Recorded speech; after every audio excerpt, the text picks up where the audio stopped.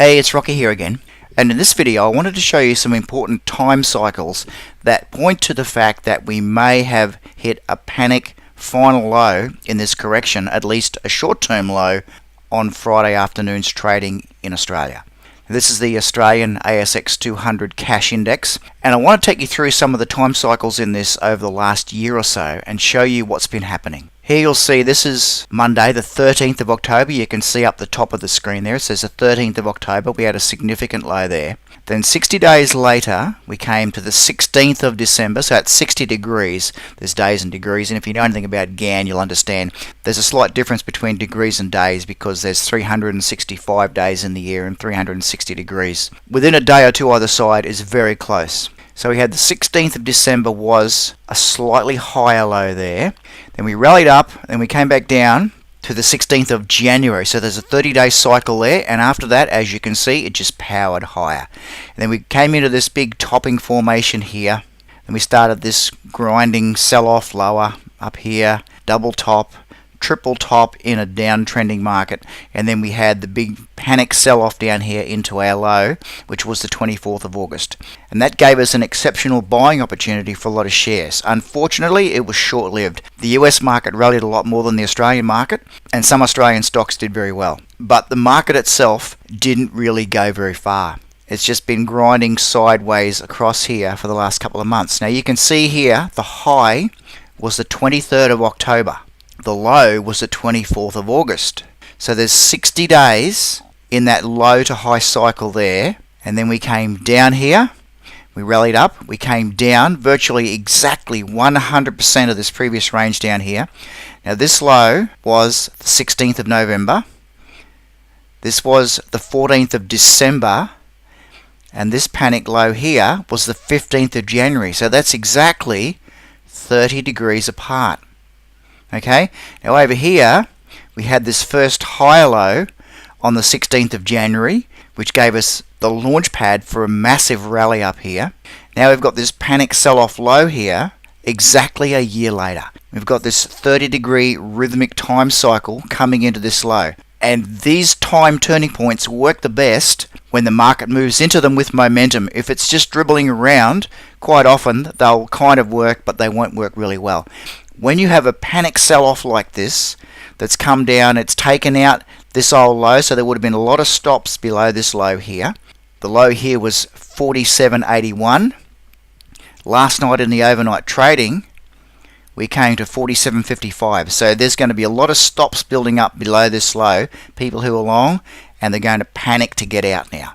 So a lot of those stops would have gone off down here, which would have forced this market to go through this low. Now that's what you need for a climactic low.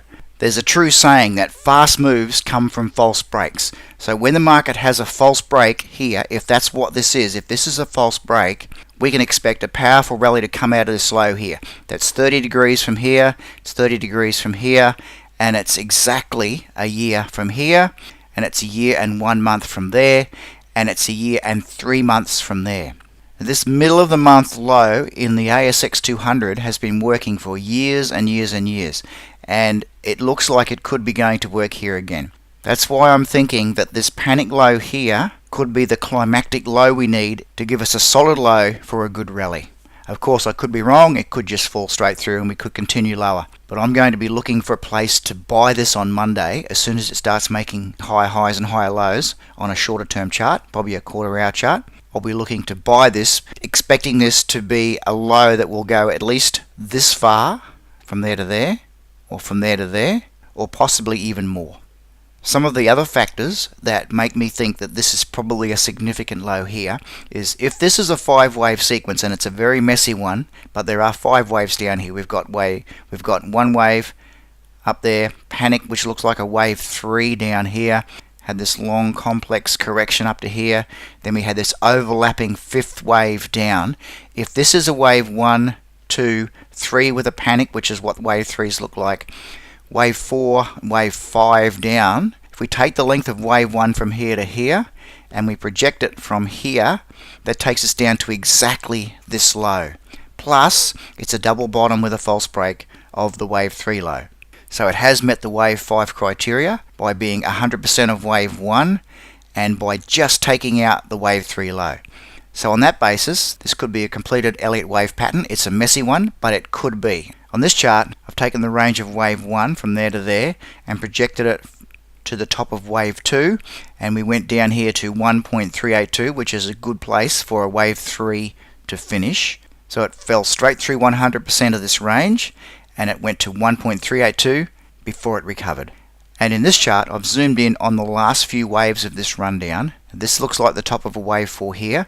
If we take this range and we project it from here, this next leg down went to just short of 100% of this previous range and then started to rally. And on this chart, I've taken this range down here and I've projected it from the high of this last leg down, and it's gone all the way down to 1.382, which is the same relationship between wave 1 and 3 on the larger time frame. So all in all, I'm thinking this market has made a significant low here, and we should be going to rally from here. Time will tell, but that's how I'm going to trade it.